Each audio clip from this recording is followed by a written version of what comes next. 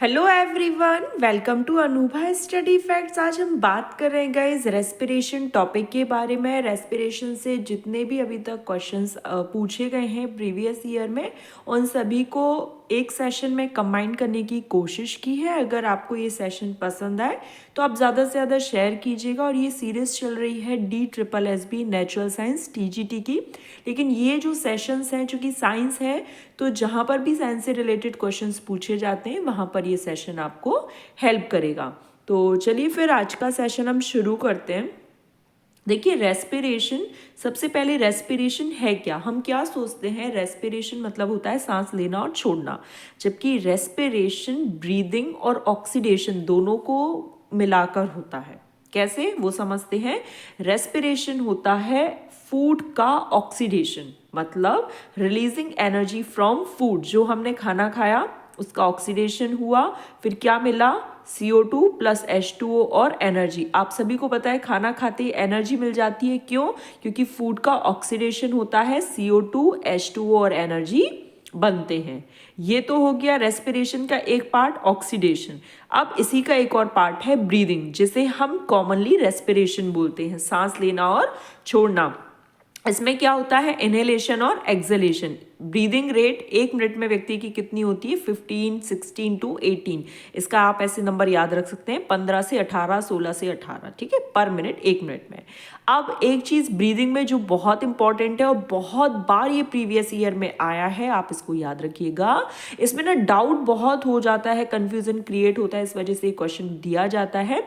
Inhalation के समय O2 का परसेंटेज कितना रहता है? जो हवा में है, जो एयर में है, जो एटमॉस्फेयर में है, वही रहेगा, तो 21%। बट एक्सहेलेशन में O2 का परसेंटेज क्या हो जाता है? 16%। अब आपको ऑप्शन में 21, 16 देगा तो आप एकदम से 21 क्लिक कर सकते हो कि हाँ यार ठीक है, 21 ही तो होता है O2।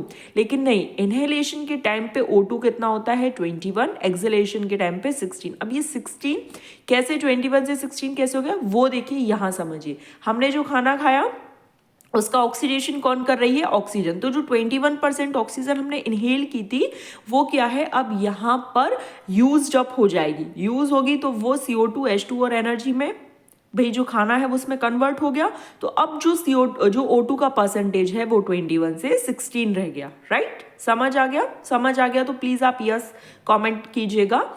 एक्सहेलेशन के टाइम पे CO2 कितना रहता है? एक्सहेलेशन के टाइम पे याद रखिएगा 4.4%। और इनहेलेशन के टाइम पे कितना रहता है एटमॉस्फेयर में? 0.04%, ठीक है, 0.03, 0.04%। अब ये 0.04 से 4.4 कैसे हो गया? तो ये देखिए, फूड का ऑक्सीडेशन हुआ, क्या बना? CO2, right. तो CO2 बहुत ज्यादा बनी, तो इसका जो परसेंटेज है वो 0.04 से बढ़कर कितना हो गया? 4.4%। आई होप आपको समझ आ गया होगा। अब हम रेस्पिरेशन के टाइप्स देख लेते हैं। रेस्पिरेशन के टाइप एरोबिक और एनएरोबिक। एरोबिक मतलब जहां पर ऑक्सीजन का यूज हो, एनएरोबिक मतलब जहां पर O2 यूज ना होती हो। तो एरोबिक जो यहाँ पर O2 यूज हो रही है, तो देखिए ग्लूकोज सबसे पहले साइटोप्लाज्म में ग्लाइकोलिसिस प्रोसेस, लिसिस जब भी आ जाए तो इसका मतलब होता है टूटना। ग्लूकोज पायरोवेट में टूटेगा, 2 मॉलिक्यूल्स ऑफ पायरोवेट बनाएगा। और 3C क्यों लिखा है? क्योंकि पायरोवेट 3 कार्बन कंपाउंड है, 3 कार्बन कंपाउंड है, ये पूछा गया है। और ऑक्सीजन की प्रेजेंस में क्रेब्स साइकिल प्रोसेस का नाम है माइटोकॉन्ड्रिया में ये CO2 H2O और 38 ATP बनाता है। यहां तक की बात क्लियर हो गई? तो आपको ये याद रखना है, एरोबिक का मेन साइट कौन है? माइटोकॉन्ड्रिया। ग्लाइकोलिसिस की प्रोसेस में क्या होता है? ग्लूकोज से पायरोवेट बनता है। कहाँ बनता है? साइटोप्लाज्म में बनता है। और इसमें O2 की एब्सेंस होती है। रिमेंबर, O2 की एब्सेंस। 3 से 4 पॉइंट यहाँ पर क्लियर हो गए। हम जब क्वेश्चंस की प्रैक्टिस करेंगे ना, तो आपको ये सेशन आप खुद समझेंगे कि बहुत ज़्यादा हेल्पफुल है और आपको कितना ज़्यादा हेल्प किया है।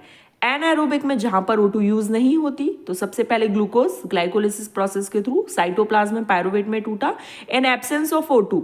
ईस्ट की अगर हम बात करें, ये प्रोसेस का नाम क्या है? फर्मेंटेशन। क्या बना? एथेनॉल, CO2 और 2 molecules of ATP। How many molecules of ATP? 2 molecules of ATP। समझ आ गया? अब ईस्ट क्या बनाने में हेल्प करता है? एथेनॉल। किस प्रोसेस के थ्रू? फर्मेंटेशन के थ्रू। कौन सी प्रोसेस है? एनाएरोबिक। क्लियर हो गई बात? अब यही पूरी प्रोसेस यहां तक क्लियर रहेगी, लेकिन अब पायरुवेट बनने के बाद यही अगर मसल सेल में ये प्रोसेस होगी तो क्या बनेगा, लैक्टिक एसिड, जो कि 3 कार्बन कंपाउंड है और 2 ATP। लैक्टिक एसिड का जो एक्यूमुलेशन हो जाता है मसल सेल में तो क्रैम्प्स आने लगते हैं। तो अगर ये क्रैम्प वाला क्वेश्चन आपसे पूछा जाता है तो आप क्या बोलेंगे, एक्यूमुलेशन ऑफ लैक्टिक एसिड। ये भी प्रीवियस ईयर में पूछा गया है। नेक्स्ट अगर हम बात करें CO2, तो CO2 जो होती है अगर लाइम वाटर से इसको आप पास कराते हो तो ये मिल्की कलर कर देती है, दूधिया रंग कर देती है। इतनी बात समझ आ गई। फिर अगर हम बात करें O2 को कौन कैरी करता है, तो एक रेड पिगमेंट होता है ब्लड में जिसे हम क्या बोलते हैं, हीमोग्लोबिन बोलते हैं। एक हीमोग्लोबिन का जो मॉलिक्यूल है वो कितने O2 को कैरी करने का काम करेगा, 4 molecules. How many molecules, 4 molecules of O2 को कैरी करेगा। लेकिन एक बहुत ज्यादा इंपॉर्टेंट पॉइंट है, कार्बन मोनोऑक्साइड के साथ हीमोग्लोबिन की जो एफिनिटी है, जो अफेक्शन है, जो लगाव कह सकते हैं आप इन शॉर्ट, तो वो 210 टाइम्स मोर देन होता है O2 के कंपैरिजन में। ठीक, फिर बात आती है ATP। तो ATP से क्वेश्चन पूछा गया, इसे क्या बोलते हैं, एनर्जी करेंसी बोलते हैं। कैसे बनता है, तो ADP प्लस इनऑर्गेनिक फॉस्फेट से बनता है और इसका फुल फॉर्म क्या है, तो एडिनोसिन ट्राइफॉस्फेट। ठीक, उसके बाद ब्रीदिंग की अगर हम बात करें तो ब्रीदिंग में मेन ऑर्गन क्या काम करता है, दैट इज लंग्स। ठीक, लंग्स काम करते हैं। लंग्स में जो जहां पर लंग्स बंद रहते हैं, एनक्लोज रहते हैं, उसे क्या बोलते हैं, रिब केज। क्या बोलते हैं, रिब केज। ठीक, एल्वियोलाई क्या है, एक एयर सैक लाइक स्ट्रक्चर है। ये किस काम में आता है, ये प्रोवाइड करता है लार्ज सरफेस एरिया, किसके लिए, for the exchange of gases. कौन कौन सी गैसेस, O2 एंड CO2।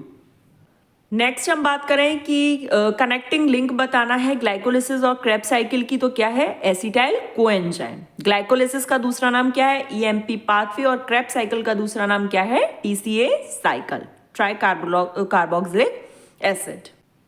तो गाइज यहाँ पर हमारा रेस्पिरेशन से रिलेटेड एक फर्स्ट पार्ट यहाँ पर कंप्लीट हो गया। ये हमने ह्यूमन बींग्स में बात कर ली, जितने भी क्वेश्चंस प्रीवियस ईयर में पूछे गए थे उनको कंबाइन करने की कोशिश की। और इसके अलावा जो भी क्वेश्चंस रह गए होंगे तो यूथ कंपटीशन टाइम्स की बुक से, जो मैंने आपको सजेस्ट की थी बेस्ट बुक्स फॉर TGT, उससे मैं आपको क्वेश्चंस की प्रैक्टिस करवाऊंगी।